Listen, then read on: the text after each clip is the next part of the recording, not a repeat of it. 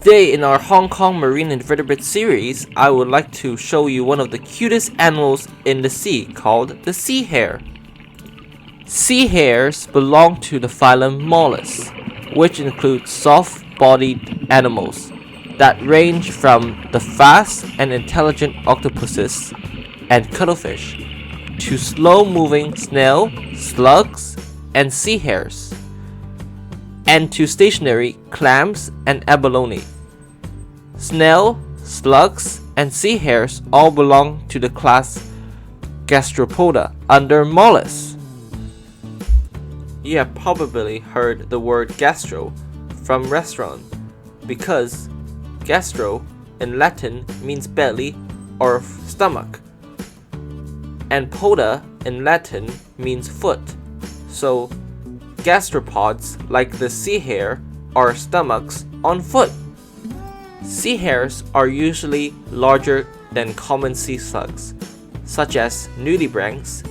They have a wide range in size, from around 10 to 15 centimeters, like the one shown in this video, to giant varieties that can grow up to 75 centimeters long and weigh 14 kilograms. Like other slugs, sea hares have a soft body, but unlike other slugs, it has a pair of large parapodia or wings on both sides of its body. It can flap these wings in an undulating motion to swim when required. When sea hares swim, they look like beautiful birds and are very graceful. Most sea hares have a small reduced sized internal shell that has devolved and is no longer used for protection. Sea hares have a distinctive head that is extended from its body. On their heads are usually two pairs of tentacles. The front pair of tentacles are called the oral tentacles, and they are next to the mouth and are usually large and fleshy. The second pair, called rhinophores, are further back on top of its head and are like two pointy bits that stick up.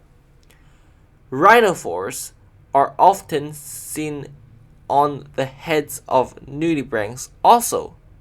The large flappy front tentacles on the sea hare's head resemble a pair of flappy rabbit ears.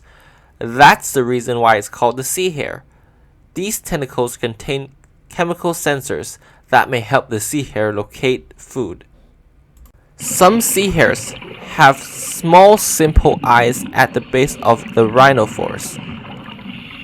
The sea hare shown in this video was filmed at Tong Sam Khe near Wong Shek Pier and is around 15 to 20 centimeters long.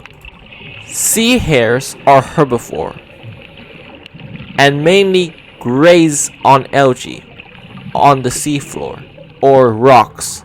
They also eat seaweed, seagrass, and cyanobacteria.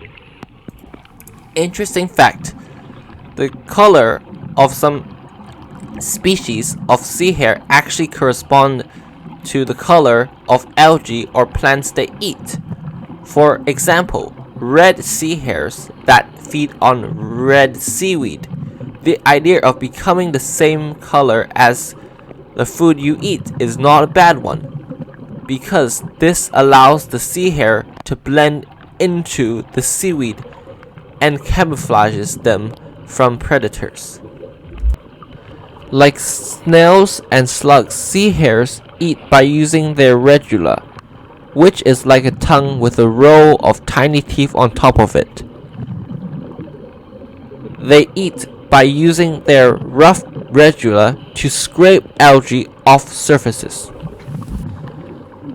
Sea hares help maintain a healthy marine environment by preventing the excessive growth of algae and cyanobacteria. Excessive algae and cyanobacteria blooms can kill other animals by starving them of oxygen or by their toxins.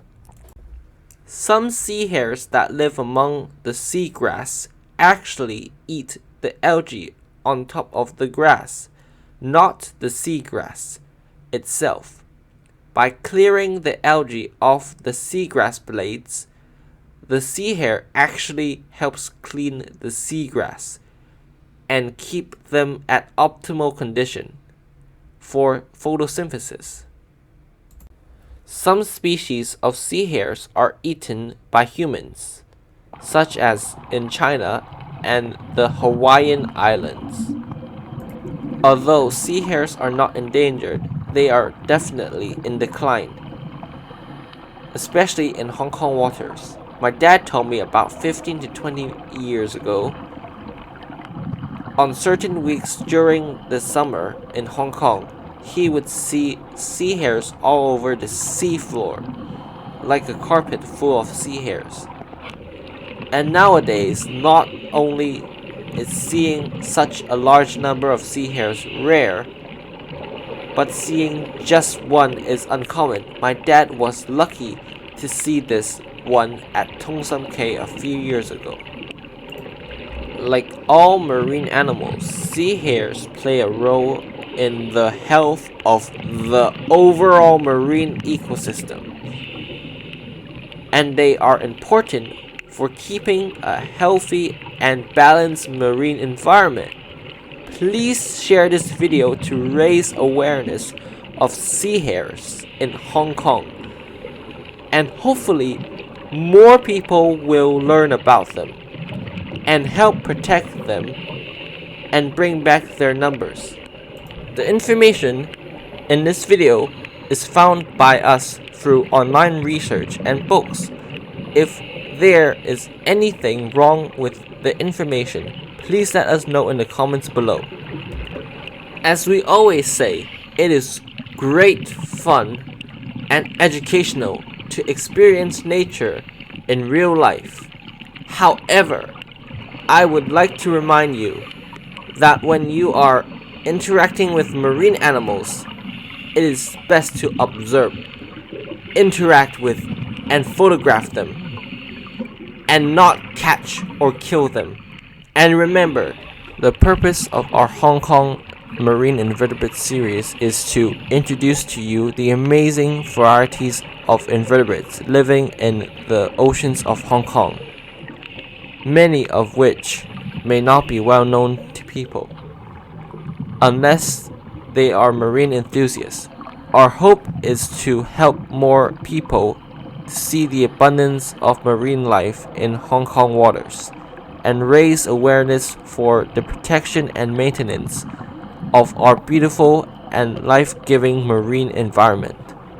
Finally, one of the most wonderful things about Hong Kong is its rich biodiversity. Even though there are over 8 million people living in just 1,000 square kilometers, we have managed to keep a rich biodiversity, both on the land and in the sea.